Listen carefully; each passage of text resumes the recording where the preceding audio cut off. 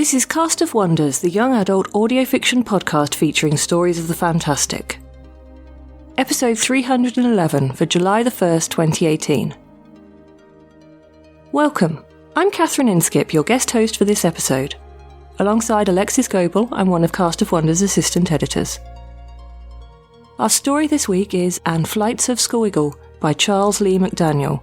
This story is a Cast of Wonders original. Charles Lee McDaniel is a teacher, actor, author living in Berlin, Germany. Born and raised in the great state of Texas, he moved abroad in 1991 and has never looked back.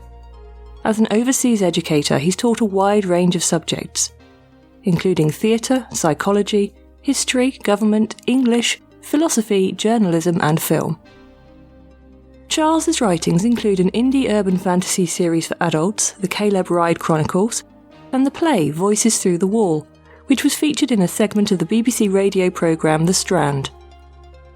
He also co-starred in the 2017 film Weatherhouse. Our narrator today is Scott Campbell. Scott Campbell searches for battles that will increase his skills for the battles to come. The slush pile underneath Pseudopod Towers is a worthy opponent. He also writes, directs and performs for the queer, in every sense of the word, cabaret, the Mickey Faust Club. He also writes far too infrequently at the official online home of the Sleep Deprivation Institute and pop culture website needcoffee.com. He lives in Florida with absolutely no pets. He has been a Pseudopod associate editor and web peon since 2016. And now we've a tale to tell.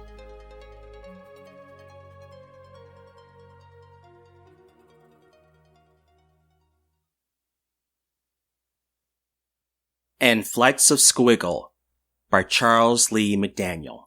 Read to you by Scott Campbell. Hello, children. Quiet down and give me your attention. We have a super duper treat for you this morning. Geez, Nurse Janina was laying it on thick.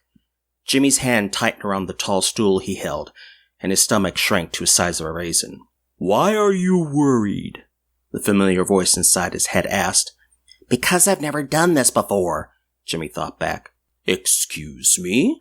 The gooey green alien perched on Jimmy's shoulder, puffed out its rubbery chest, and it squinted its almost human eyes at him. Have you forgotten how we wowed them at the school talent show?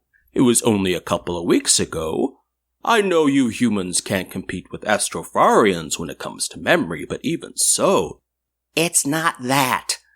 Jimmy peeked past the curtain, hiding him and Skuhwiggle from the rest of the ward. 20 or so kids looked up at Nurse Janina, drinking in her tale about how Jimmy had supposedly met his alien friend. The nurse and Jimmy had gone over the details earlier, though he told several fibs. Nurse Janina thought Skuhwiggle was Jimmy's hand puppet. What she didn't know, what no one could know, was that Skuhwiggle was an actual alien from a distant planet. He mind-linked with Jimmy, then Jimmy threw his own voice so Skuhwiggle could talk. And boy, the little sucker could babble. Jimmy's mouth and vocal cords might make the sounds, but the words gushed straight out of Skuhwiggle's quirky mind. The kids twitched and oohed with excitement. They were much younger than Jimmy. Lower elementary school, maybe? Most of them sat on short stools, and some had rolling IV stands next to them. A couple were in wheelchairs, like the small girl in front. At least, Jimmy assumed she was a girl. Her thin frame and lack of hair made it hard to guess. Her pink frilly dress, though, seemed to make a statement. She wanted to be seen for what she was, no matter how sick her body had become. A lump lodged in Jimmy's throat. What if he failed that little girl and the rest of the kids? What if the performance fell flat? What's bugging you? Skuhwiggle's pudgy lips puckered with concern. When we did the talent show, we practiced our act a bunch of times. We had it down cold. Here I'm supposed to ad-lib, interact with the patients, work them into the routine. And they have cancer. Every one of them. What if I screw up and say the wrong thing? Something insulting? You won't. Skuhwiggle's eyes softened. How many battles have you won playing Combat Craft Online? Hundreds. Almost 1,000. And have you ever had to rethink your attack? Adjust your battle plan to save your soldiers? You know I have. You've seen me do it. So do the same here. Adapt. Change things on the fly. only this time with words instead of squadrons. Or would you rather slink home and disappoint all these kids? Jimmy squared his jaw. That's not going to happen. Skuhwiggle grinned. I never thought it would. Out on the ward, Nurse Janina's voice rose to a crescendo. And so it gives me great pleasure to present Jimmy Cole and his special friend, Skuhwiggle the Wonder Alien. Showtime! Skuhwiggle flowed down Jimmy's arm and assumed his puppet position, surrounding Jimmy's hand. The sassy extraterrestrial was ready to go. Jimmy still had doubts. Displaying more confidence than he felt, he strode across the room, planted his stool in front of the kids, and sat on it. Hi, guys. Like Nurse Janina said, my name's Jimmy Cole. I'm a student at McAdams Middle School, and I've got a big problem. Or rather, I've got a little green problem. It's stuck on my hand and I can't seem to shake it loose. He held the alien up for the kids to see. Say hello to the audience, Skuhwiggle. Hey, folks. I was going to say it's great to be here, but we all know better. None of you want to be here, am I right? Jimmy sucked in a breath. Squiggle was being too honest, he thought. But the kids chuckled and one on the back called out, Any place but here. I get where you're coming from, the alien declared. Now, you've got to give Nurse Janina and the staff credit. They've done a great job with the bright colors and the toys and your artwork on the walls, but it's still not home, is it? No, it's not, the audience chanted almost as one. I'm away from home too, and you know what I miss most? The kids shouted out their suggestions. Real food! Your own bed! The swing set in the backyard! Jimmy held up his free hand in protest. Don't encourage him. His favorite food is giant cockroaches, and he sleeps in a tree with needle-sharp thorns. Oh, the kids cried. Hey, don't knock it until you've tried it, Skuhwiggle replied. Remember, I'm mostly made of jelly, so the thorns don't hurt me at all. Plus, they keep me from slipping off the trailing when I sleep. Not that the fall would hurt me. I bounce.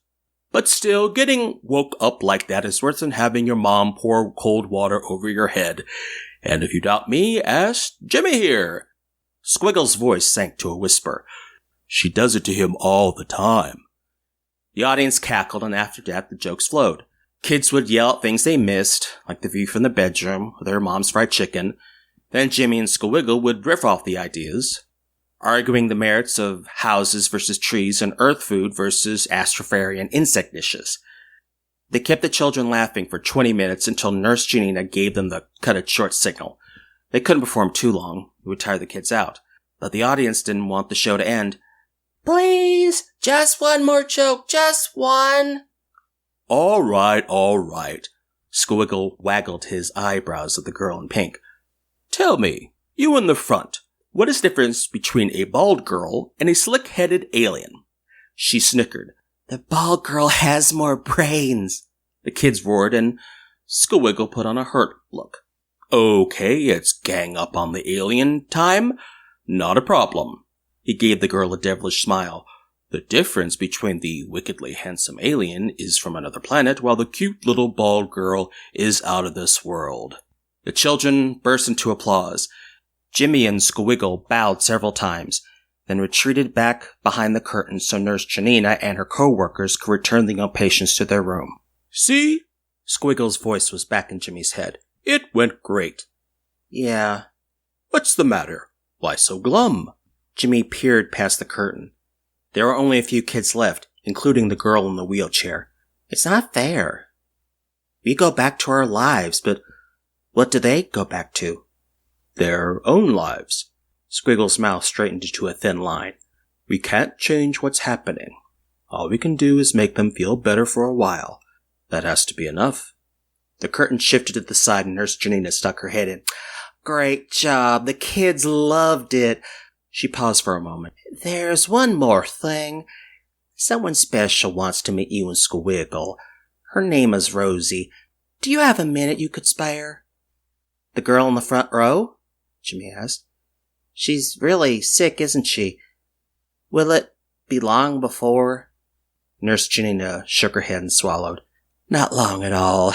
So if you could lift her spirits even a little. Say no more, Skuhwiggle declared. We'll be happy to speak with Rosie.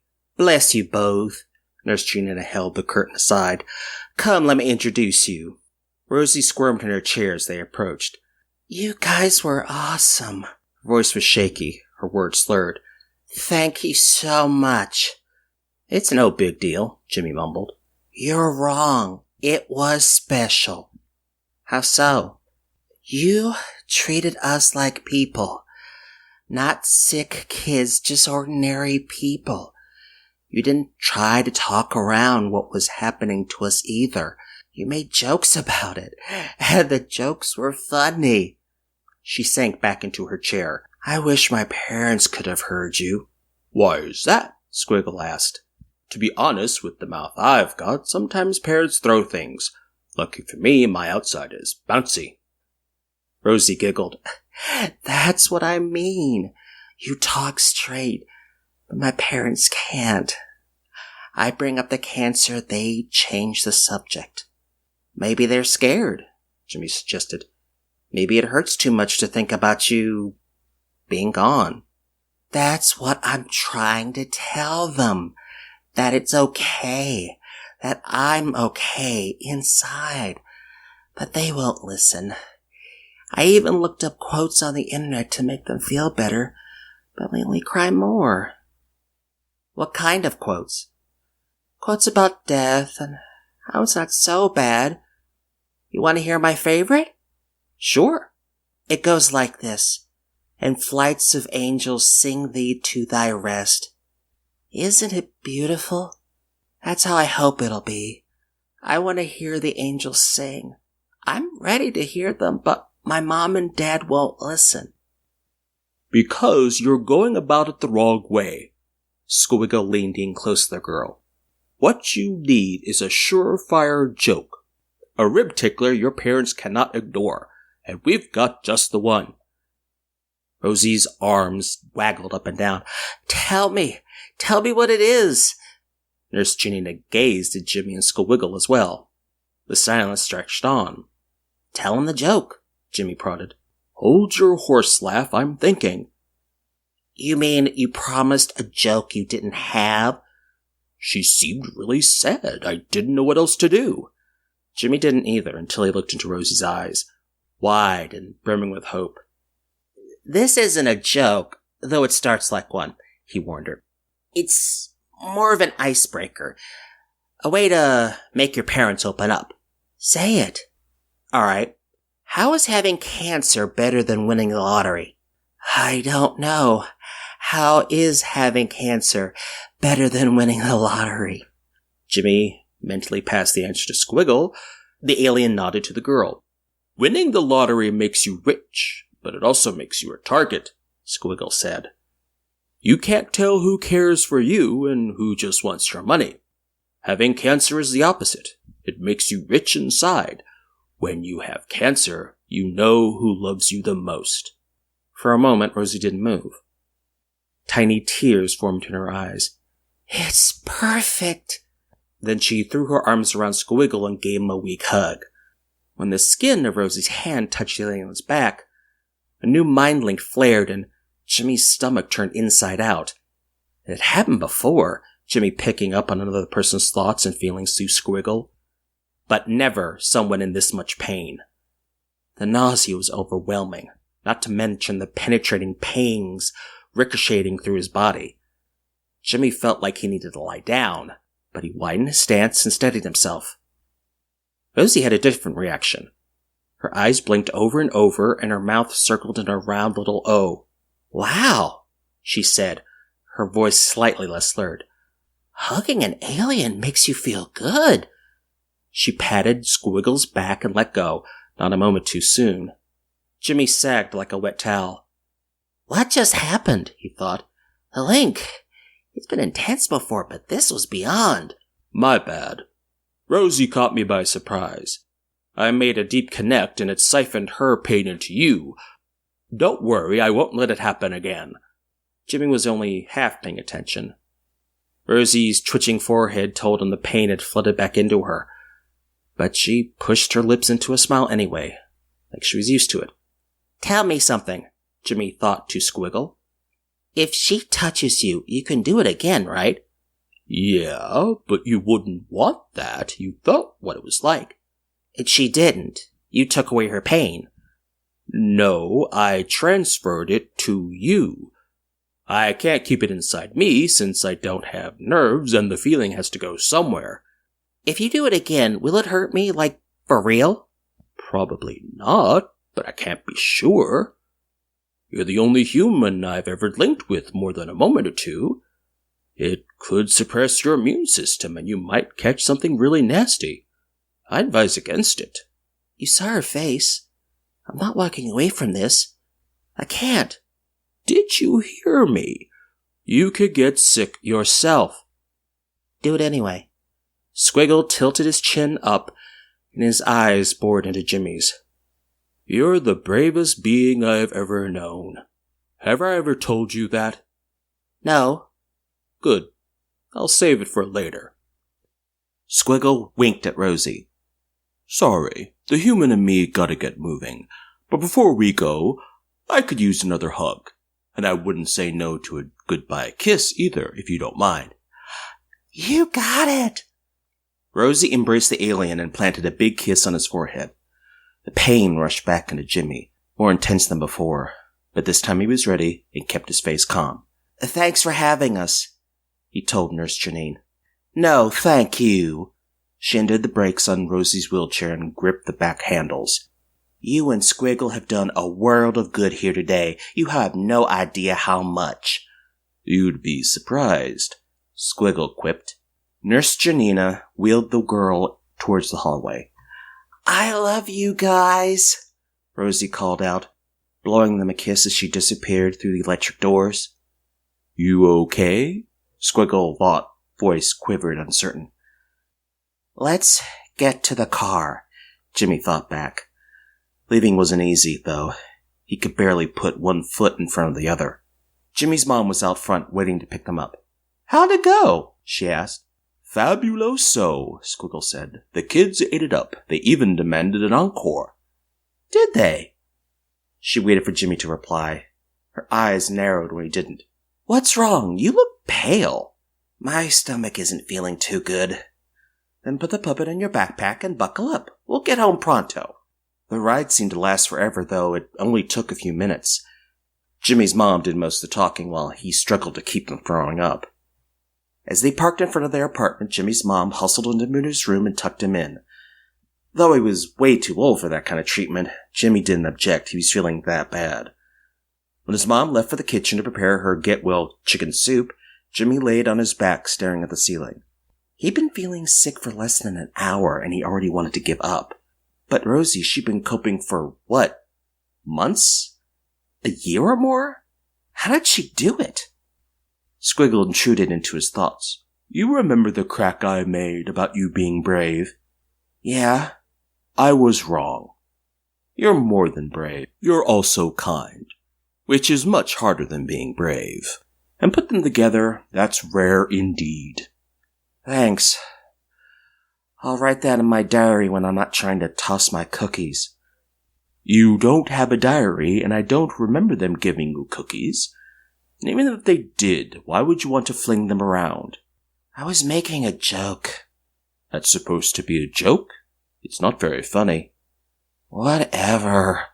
Jimmy clutched his belly. Talk to me. Occupy my mind. What do you want to talk about? An idea popped in Jimmy's head. Tell me about how you die, he thought. On your planet, I mean. Is it like here? No.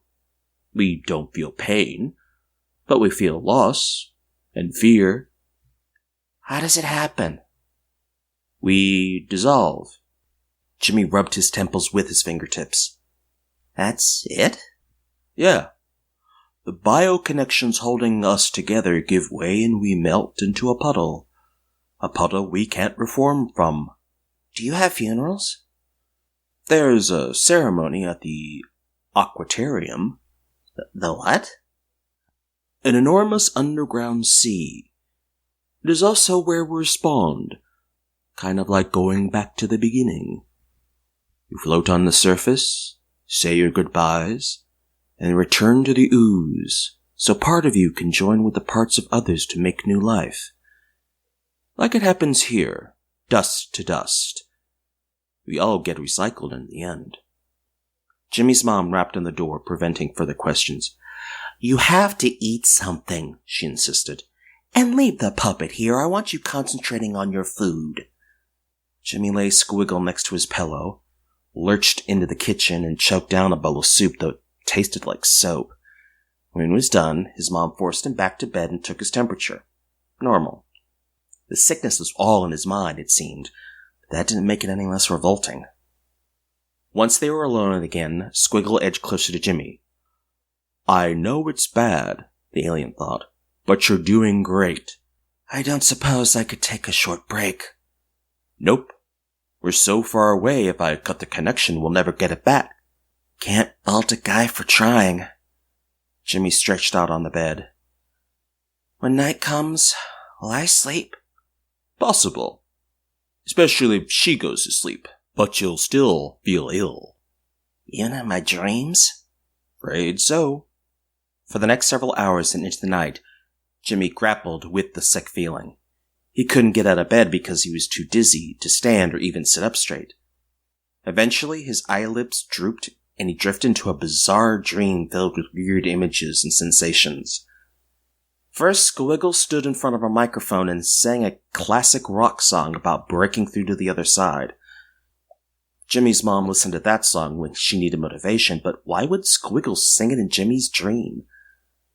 Next, Rosie's face appeared. Her smile broader than he'd ever seen it. Her teeth parted and her laugh echoed long and loud. She whispered something Jimmy couldn't make out, and her face and her voice faded slowly away. A wave of peace wrapped Jimmy in a gentle embrace and he fell into deep slumber. Some time later, he didn't know how long, Jimmy drifted back into consciousness. He lay there with his eyes closed, relaxed, feeling surprisingly good. His stomach rumbled. He was hungry, not nauseous at all. Jimmy opened his eyes and tried to sit up, but something on his chest weighed him down.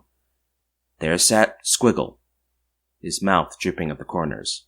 As the truth dawned, Jimmy's tummy turned sour again, this time with grief. He didn't feel sick anymore because the connection with Rosie had ended. She was gone. When did it happen? Jimmy asked. A few hours ago. I tried not to wake you. You needed the rest. Thanks. Tears trickled down Jimmy's cheeks. Was she okay at the end? I think so. The connection wasn't strong, like what I have with you. I could only pick up snatches. Did you sense anything? I mean, when she... Before Skuhwiggle could answer, the doorbell rang. Voices in the distance, his mom and another woman's. After a few moments, a rap on his bedroom door. You awake? His mom called. I'm up. She opened the door a crack. How are you feeling? Much better. I think it was a 24-hour bug or something. Good. You have a visitor. I was going to tell her you hadn't been well, but she really needed to talk to you, and if you're feeling better... Jimmy threw the covers aside and hopped out of bed. Let me get some clothes on. I'll be right out. She wanted you to bring Skuhwiggle, too. Not a problem. His mom went to see to their guest while Jimmy yanked on his jeans.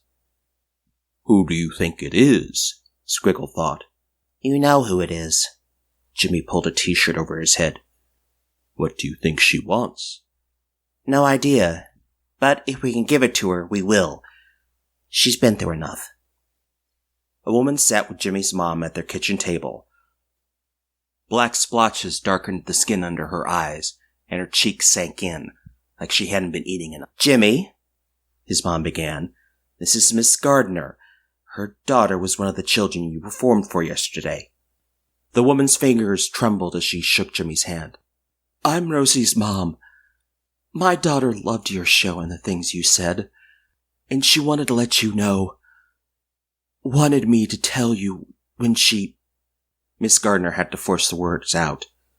When she passed away. I'm sorry, Jimmy said. I liked her. She had spirit. She did. Especially yesterday. Your comedy routine put her in a fantastic mood like she used to be before she got sick. Laughing, singing, full of energy. It was a little miracle. Her last day was her best one in months. Miss Gardner dabbed at her eyes with a tissue. Could you, if it's not too much trouble, introduce me to Skuhwiggle? Rosie really wanted me to meet him. Say no more, say no more, Skuhwiggle chimed as Jimmy raised his arm. I'm here and happy to make your acquaintance. And let me offer my condolences too. Rosie was amazing. She had more than spirit. The girl had spunk. You're absolutely right, Miss Gardner chuckled. For the first time, Jimmy could see how much she resembled Rosie. Both their mouths crinkled up in the same way when they smiled. So, you're the famous puppet, Miss Gardner said. Squiggle thrust out his chin. Sorry to burst your bubble, Miss G, but I ain't no puppet. I'm an alien heartbreaker. And if you doubt it, just ask the babes in the Delta Quadrant. They all keep 3D photos of me under their pillows. Of course, they all use rocks for pillows. I wonder if they're trying to tell me something. Mrs. Gardner laughed out loud. Rosie was right. You two are extremely funny. Please, ma'am, no more, Jimmy pleaded. Too much praise makes his head swell, and if it pops, we'll have green goo all over the place. You won't believe how bad it stains. The woman put her hand on her chest and tried to catch her breath. No wonder Rosie couldn't stop talking about you both. It was Jimmy this and Skuhwiggle that, right up to the end. Miss Gardner winced and bit her lower lip. You need to know this. Right before she went, Rosie closed her eyes and drifted off for a moment. And she laughed and said, It's not angels singing, Mama, it's Skuhwiggle. She giggled again and told me and her daddy she loved us so much and she left us. She was still smiling. Miss Gardner reached over and clasped Jimmy's hand. You gave her such a great gift. Wish we could have done more, Jimmy murmured. You couldn't have. She dabbed at her eyes again, then reached for her purse and pulled out a medallion on a chain. Here, my daughter wanted you to have this. What is it? A St. Christopher's medal. He looks after travelers, and that's how Rosie saw her illness, as a journey. We talked all about it yesterday, thanks to the joke you and Skuhwiggle gave her. And that's when she told us she wanted you to have this. I can't, Jimmy stammered. It's what she wanted. She said she wouldn't need it where she was going, and it would make her happy, knowing that you and Skuhwiggle were protected. She pressed the medal into Jimmy's hand, and he reluctantly draped the chain around his neck. It's too much, he whispered. More than I deserve. Rosie didn't see it that way. And there was one thing you can do for her, but only if it's all right with your mother, and if you really want to. Please don't feel pressured. Anything.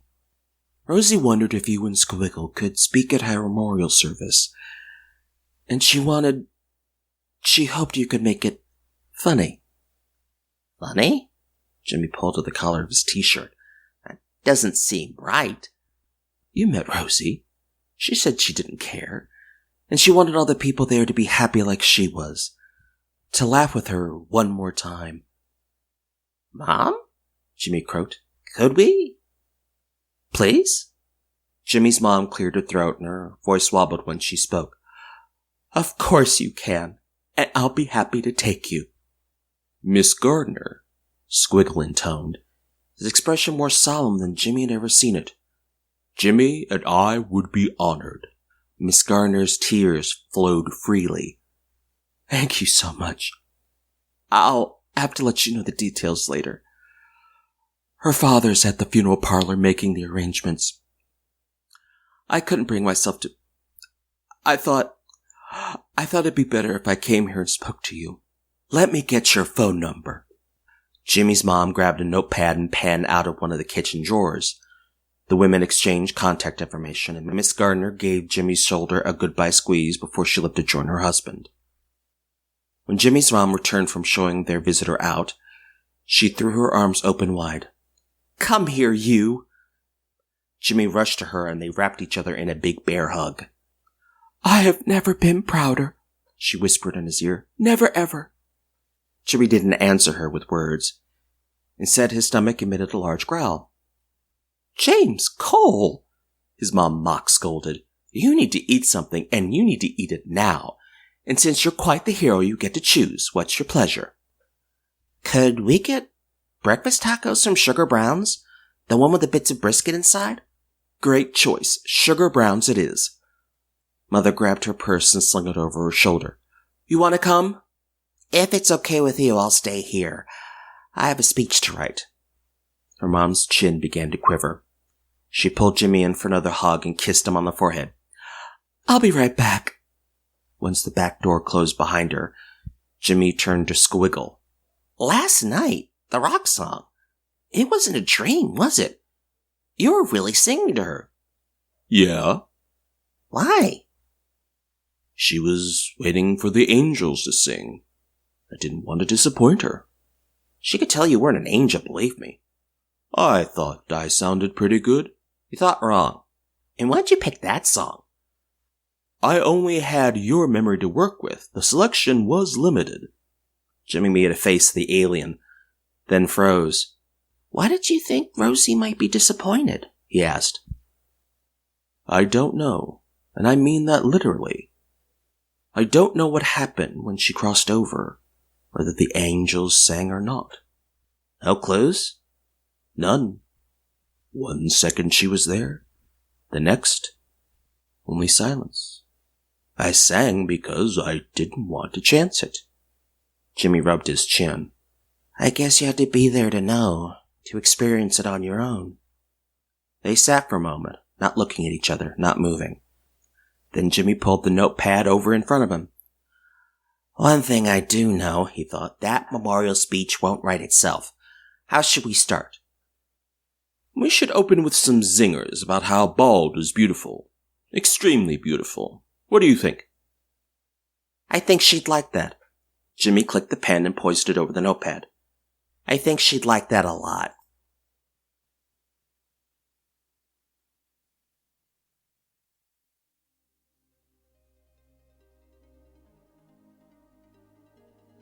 Charles had this to say about his story. I got the inspiration for Jimmy and Skuhwiggle from my grandson. I wanted to show him how a young man can cope in our modern world without lashing out. It's hard for boys these days. Too often, the people who should be role models, politicians, movie stars, superheroes, etc., turn to violence and beating down their opponent as a first choice. Jimmy and Skuhwiggle, on the other hand, reveal how using your brains and your heart instead of your muscles can be a lot smarter and way more satisfying. As for myself, you know you found a great story in the slush pile when you get to the end with tears rolling down your cheeks. We were completely won over by the sheer heart in this story. Jimmy's bravery, compassion and kindness, and Skuhwiggle's wry and tender wit. Rosie, full of life and determination, fearless and loving and ready for whatever comes next. They're role models for all of us, I think. Cast of Wonders relies on your donations to pay our staff and authors and to bring you the best in young adult audio fiction week after week. If you've enjoyed this story, please consider making a donation using the PayPal buttons on our site.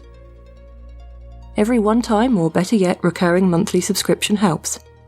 Now you can even become a patron on our brand new Patreon. Any help provided earns you our heartfelt thanks.